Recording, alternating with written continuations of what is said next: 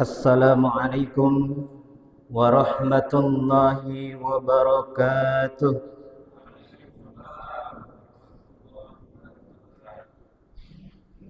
Alhamdulillahilladzi ja'alal baita maskanan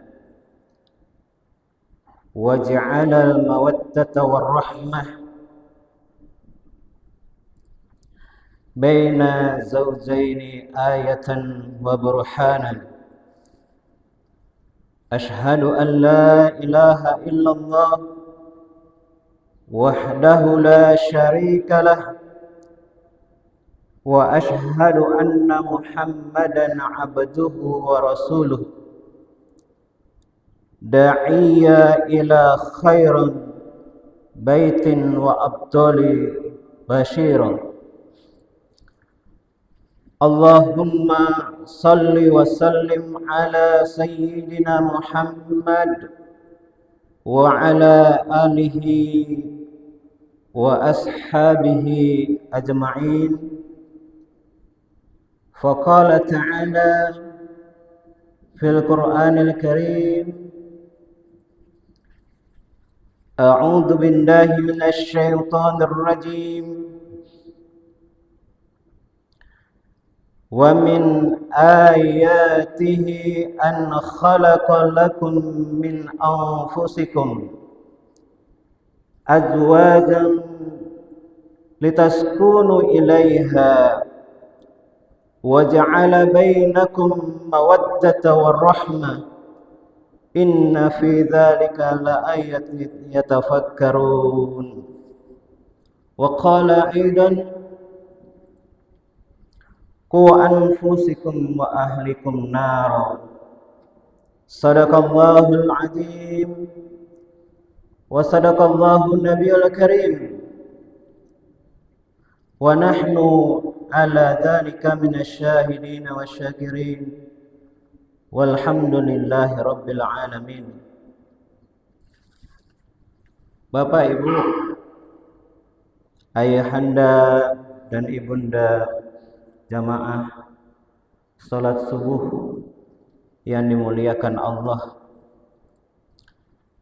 marilah kita bersyukur atas limpahan nikmat dan karunia Allah.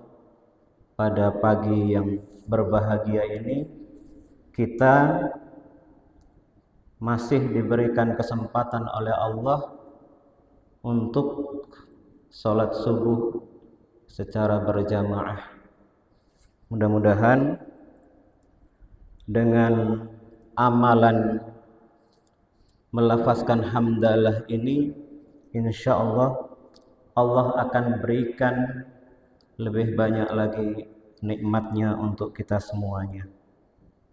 Selawat berangkaikan salam mari sama kita sanjungkan kepada Rasulullah sallallahu alaihi wasallam dengan kalimah Allahumma sholli ala Muhammad wa ala ali Muhammad. Semoga di yaumil akhir kelak kita mendapatkan syafaatnya.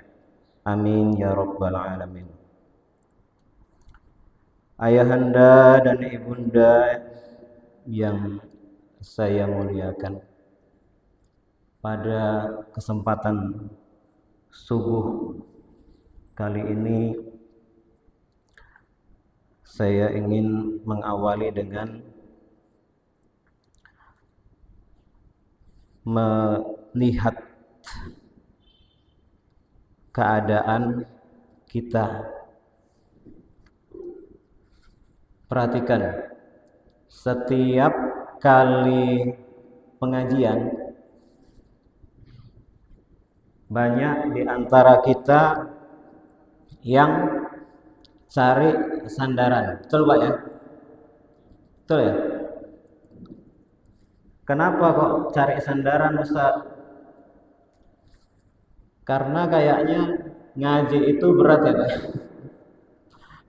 Ngaji itu berat. Makanya setiap pengajian, mau subuh, mau maghrib, mau isya, semuanya pada cari sandaran.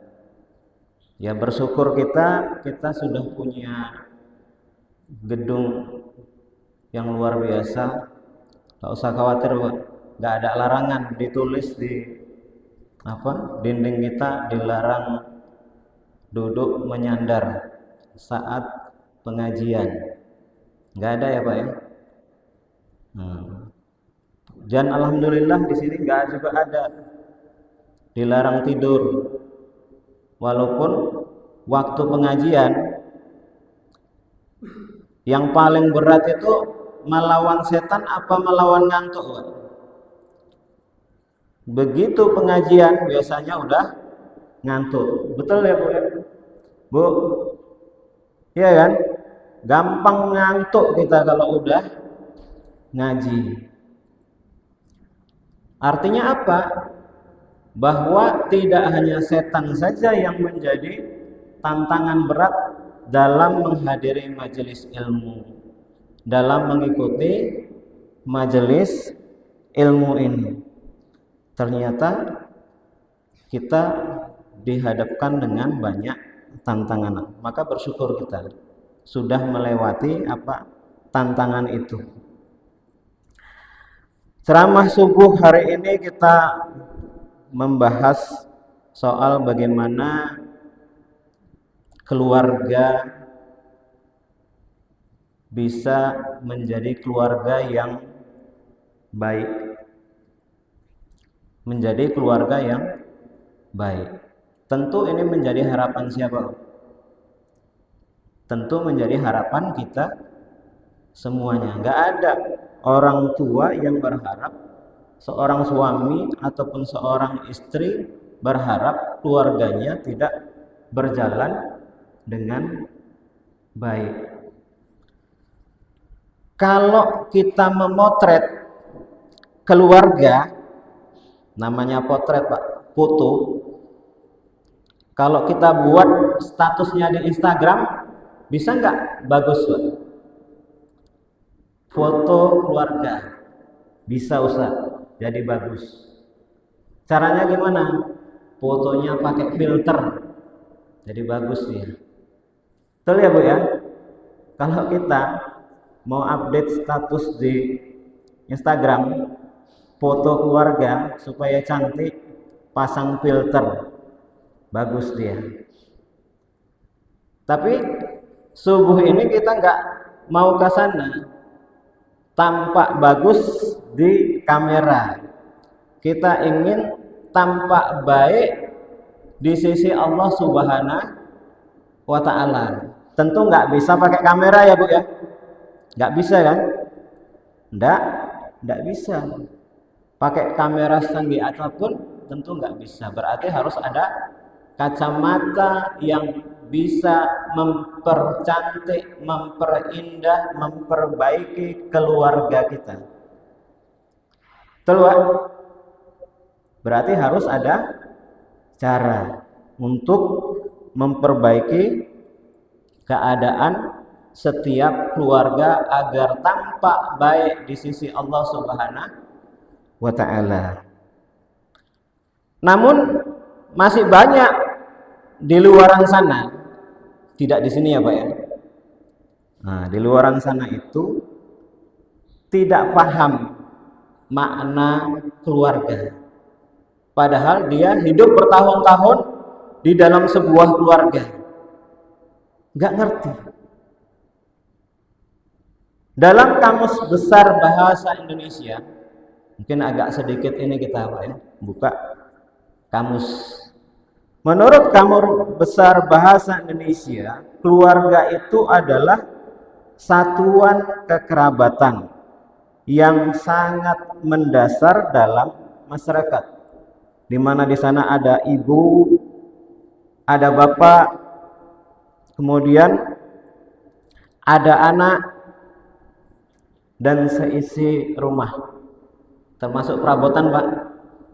Ya, termasuk rumah tempat tinggal, perabotan dan lain sebagainya, yang menjadi tanggung jawab seluruh anggota keluarga. Ini kalau kita melihat definisi keluarga dari sudut pandang Kamus Bahasa Indonesia. Terus tentu kita orang Islam dekat dengan Arab. Betul Pak ya? Betul pasti. Berarti mengartikan keluarga nggak cukup pakai bahasa Indonesia, karena kadang-kadang bahasa Indonesia itu nggak mewakili. Diserap oleh bahasa Indonesia. Buktinya apa? Misal adil. Adil itu apa bahasa Indonesia apa bahasa Arab? Bahasa Arab yang diserap ke bahasa Indonesia. Saking apanya? Karena minimnya, sedikitnya perbendaharaan bahasa Indonesia. Untuk apa? Untuk memahami bahasa Arab. Akhirnya digunakan langsung bahasa Arabnya. Untuk supaya sampailah pemahaman apa yang dikehendaki oleh Allah di dalam Al-Quran ataupun di dalam hadis. Ayahanda dan ibunda yang dimuliakan Allah, ketika kita buka Kamus Mu'jam Al-Wasit, keluarga itu diartikan dengan kata usroh yang berasal dari kata asaro. Apa pengertiannya? Di sana diartikan dengan mengikat atau menawan. Sehingga sekelompok orang,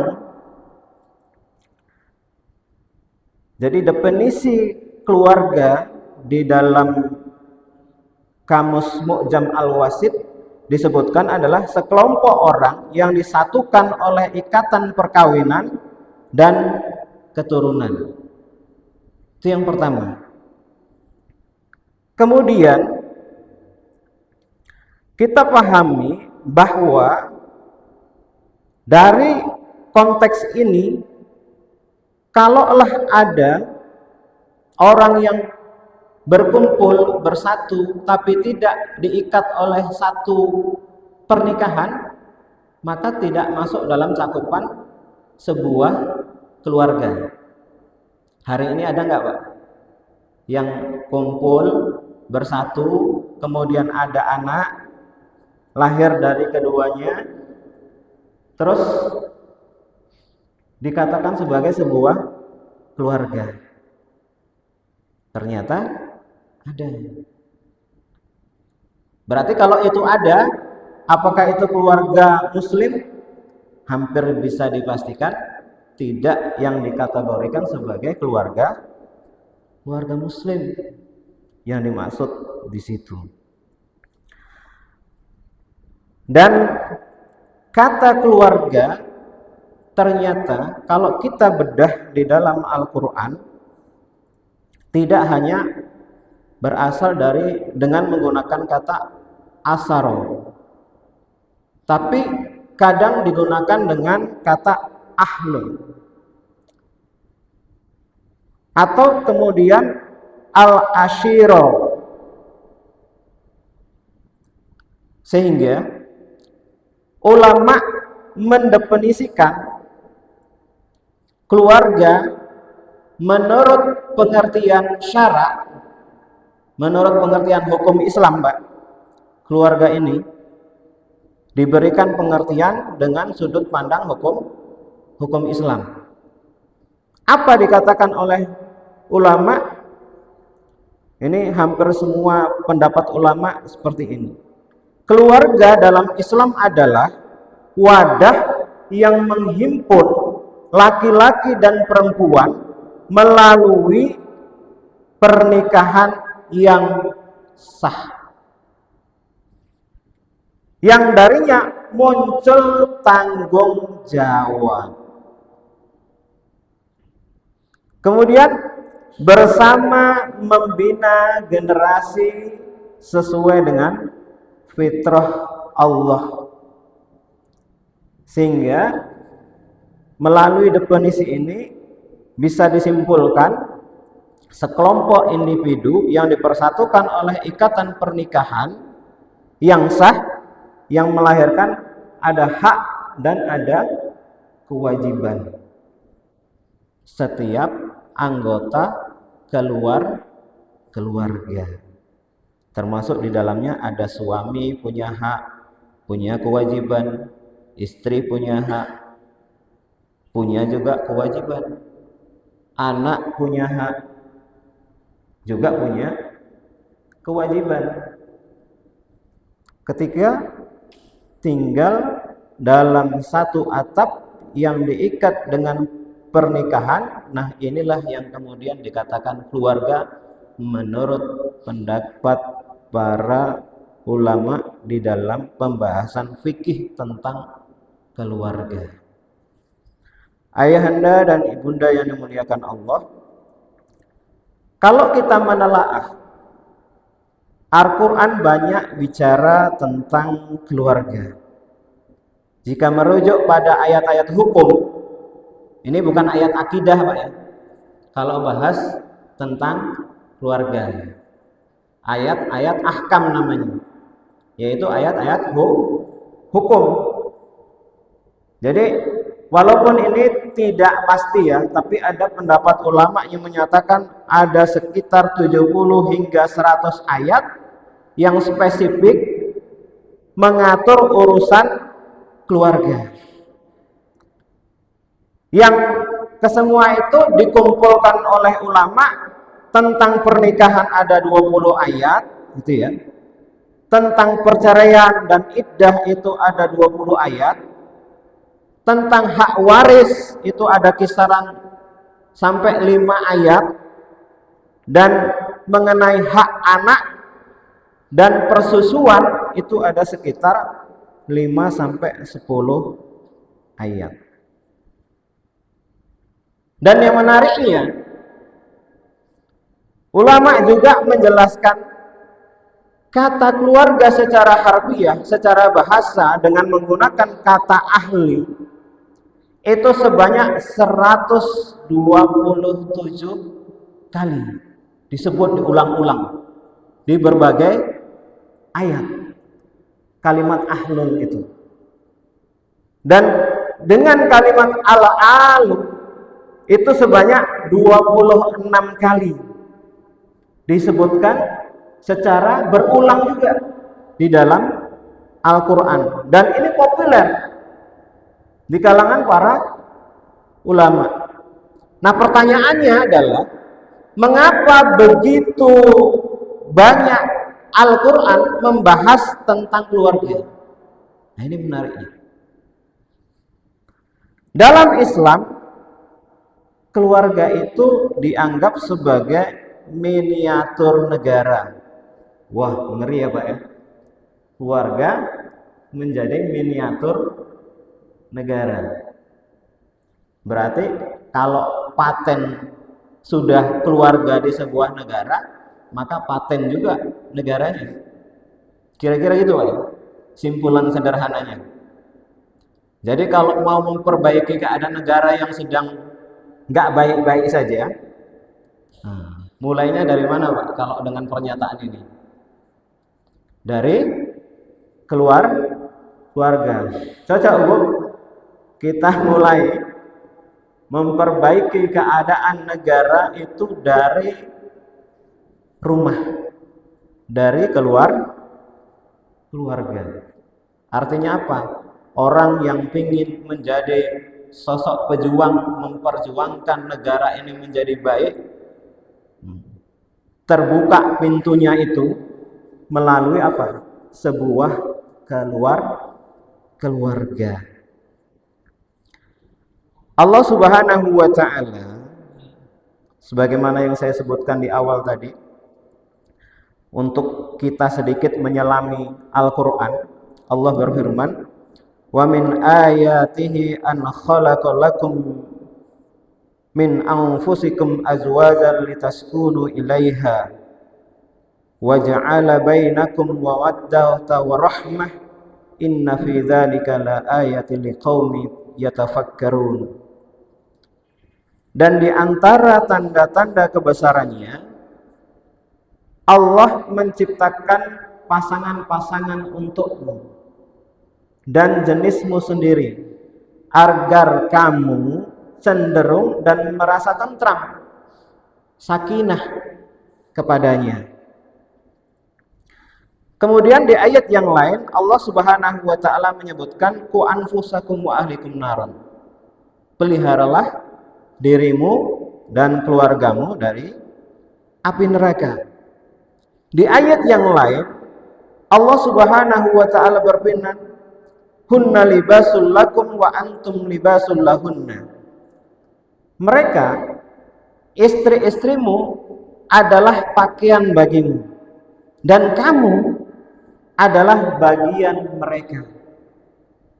Kemudian di ayat yang lain Allah berfirman, "Ya bunayya aqimis shalat wa'mur bil ma'rufi wanhau 'anil munkar wasbir 'ala ma asabaka inna dzalika min azmil umur." Wahai anakku, laksanakanlah sholat, suruhlah manusia berbuat ma'ruf dan cegahlah mereka dari yang mungkar, dan bersabarlah terhadap apa yang menimpamu, sesungguhnya yang demikian itu termasuk perkara yang sangat penting. Memahami dan menyelami ayat-ayat Quran ini, kita dituntut punya model dalam berkeluarga. Apa benda? Punya model. Model itu berarti contoh dalam kehidupan berkeluarga. Harus punya visi. Visi itu berarti tujuan yang ingin kita peroleh. Kita selalu berdoa misal, Rabbana hablana min azwajina wa dzurriyyatina qurrata a'yun. Ya Allah, jadikanlah anak-anakku menjadi qurrata a'yun, menyejukkan pandangan mata. Kalau anaknya dilihat ganteng, cantik, udah pasti enggak bunda? Udah pastilah, namanya juga anaknya. Enggak mungkin anaknya dibanding-bandingin dengan yang anak artis ya Pak ya. Kenapa? Karena begitulah tabiat yang namanya seorang, apakah ayahanda atau ibunda terhadap anaknya. Artinya begini, saya ingin melihat kita itu dalam urusan bangun rumah cari arsitek enggak Pak? Kenapa kok cari arsitek? Agar bisa bagus rumahnya ya Pak ya. Kalau ibu-ibu lain lagi. Kalau mau masak rendang tapi belum punya pengetahuan gimana masak rendang, kemana nyarinya Bu?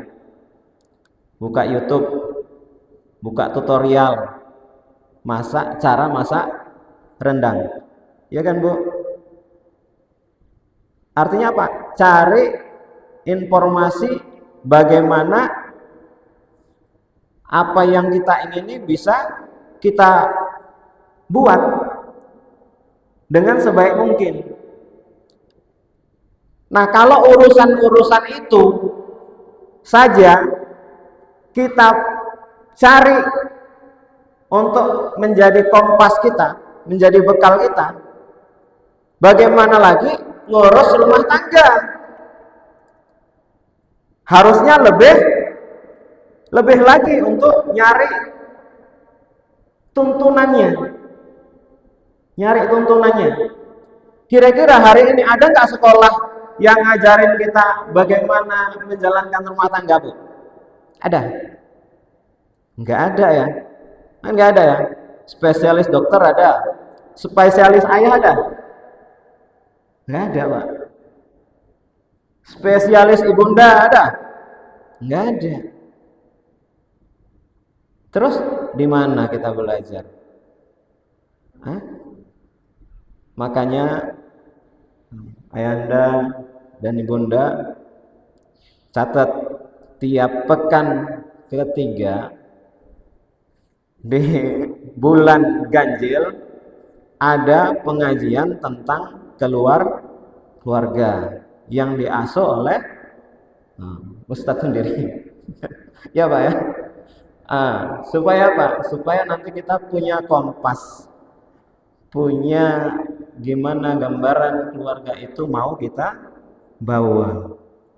Jadi sederhana, jangan sampai kita salah seperti apa yang sudah dilakukan sebelum-sebelumnya.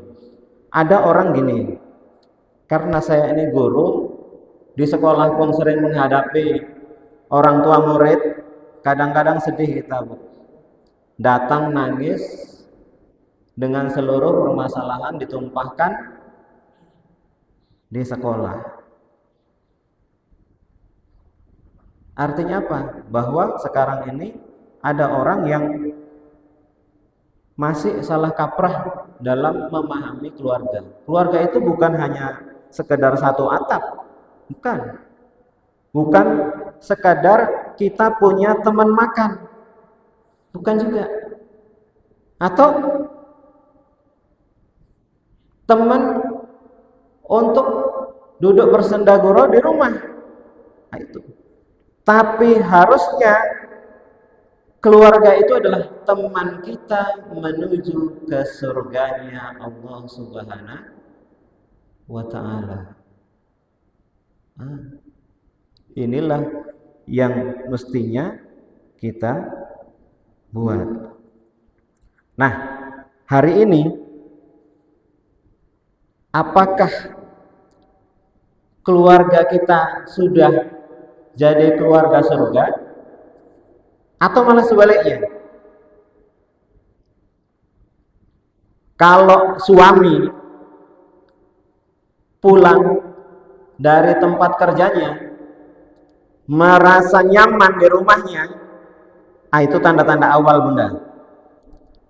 Rumah adalah surga buatnya. Tapi kalau ada suami yang pulang kerja tapi pingin cepet-cepet lagi keluar dari rumah, pingin ngopi bersama temannya, itu tanda-tanda awal. Jangan-jangan baiti jannati belum masuk ke rumah kita. Maka pesannya apa? Pesannya adalah jadikan rumah itu tempat di mana kita membangun ketaatan kepada Allah Subhanahu wa taala. Didasari dengan pondasi keimanan yang kuat. Kenapa? Karena baik dan buruknya kehidupan keluarga ditentukan oleh sejauh mana keimanan tertanam pada setiap anggota keluarga dan ketaatannya kepada Allah Subhanahu wa ta'ala. Jadi gini Pak, kalau kita di jalan raya macet, kalau macet itu kan akan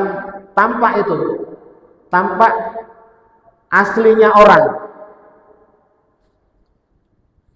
yang nggak sabar pencet klakson. Betul Bu ya? Pernah ngerasain macet, terus di belakang kita klakson terus. Di luar seperti itu,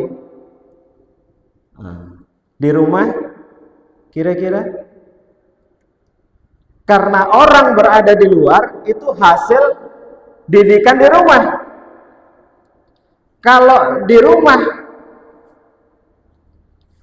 Bu, pernah kita barengan mau ke toilet di rumah, barengan ini, suami, istri, anak, toilet cuma satu. Kira-kira kalau nggak ada yang mau ngalah, apa yang terjadi? Iya kan? Gedoran pintu, bi cepet bi, cepet bi. Keluarga yang soleh, dia akan mendahulukan yang lebih memerlukan tempat itu dan rela mengalah, ngantri. Kalau itu sudah terbentuk di dalam keluarga, maka akan terbawa di luar rumah. Maka rumah yang sudah baik didikannya, beres urusan keluarganya, maka saat dia memimpin di sebuah instansi atau bahkan di sebuah negara, maka nggak akan menimbulkan masalah. Nah, hari ini banyak karena di keluarganya belum beres, dia kemudian pegang kekuasaan, apa yang terjadi? Saat memimpin pun dengan gaya arogan, marah-marah. Disyuting pula itu. Sedih nggak kita? Padahal pemimpin itu kan teladan bagi rakyatnya. Pemimpin terkecil di keluarga, ayah. Jadi teladan buat anaknya, ibundanya, teladan bagi anaknya. Demikian juga anak,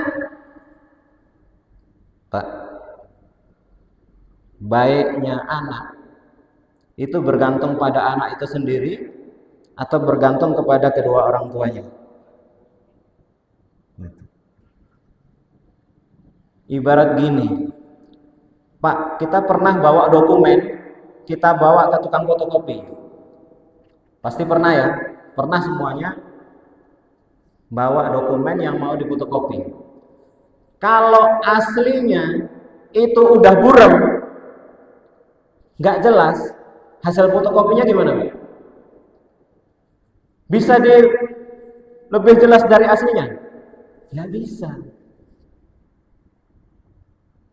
Gitu juga sebetulnya kita, manusia ini. Anak itu fotokopi kita. Anak itu fotokopi kita.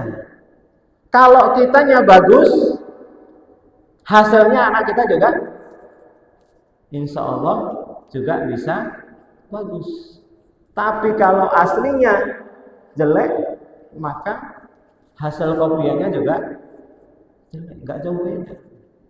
Ustaz, kan nggak bisa disamakan antara logika dokumen yang difotokopi dengan kehidupan manusia. Nggak apple to apple gitu. Buktinya ada kok. Orang tuanya yang maksiat, nggak dekat dengan Allah. Contohnya siapa? Nabi Ibrahim. Bapaknya pembuat patung, tapi anaknya diangkat jadi nabi. Artinya yang seperti itu istimewa. Tapi alaminya ya kita ini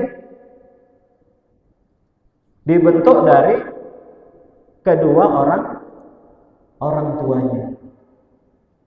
Ayahanda dan ibunda yang dimuliakan Allah. Ya, ini sudah jam 6:30. Insyaallah ini barangkali yang bisa kita bahas dengan waktu yang cukup singkat. Saya coba buat kesimpulan pertemuan kita yang perdana ini membahas tentang keluarga. Kesimpulan yang pertama adalah bahwa keluarga membutuhkan model. Contoh terbaik adalah para nabi dan rasul. dan orang-orang istimewa yang diciptakan di dalam Al-Quran.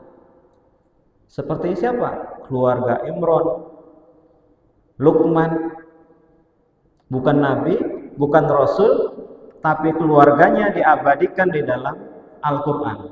Agar apa? Agar menjadi iktibar, pelajaran buat kita. Tuh. Kemudian yang kedua, karena keluarga itu bukan hanya hubungan biologis dan hubungan nasab, maka tanggung jawab kita bersama untuk bisa melindungi seluruh anggota keluarga dijauhkan dari api neraka. Itu yang kedua. Kemudian yang ketiga, peran dari suami dan istri. Janganlah pula suami karena sudah memberikan nafkah, pulang ke rumah udah capek, letakkan tasnya, terus tiduran, terus teriak, "Umi, buatin kopi, Umi, buatin teh manis, Umi, pijitin dong." Apakah ini sosok imam yang berakhlak mulia? Kira-kira gimana, Pak? Ini sosok bos besar ya, Pak ya? Sosok bos besar. Kenapa? Main perintah. Padahal ibu kurang apa capeknya ya, Bu ya? Di rumah ngurusi rumah tangga, nggak pernah berhenti-henti. 24 jam urusan rumah tangga itu ditangani oleh seorang ibu.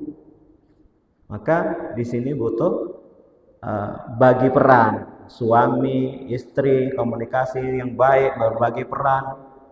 Kemudian yang keempat, catat bahwa anak adalah investasi kita di akhirat kelak. Jangan hanya dijadikan pajangan foto untuk melengkapi kebahagiaan keluarga kita yang diupload di Instagram. Dan itu.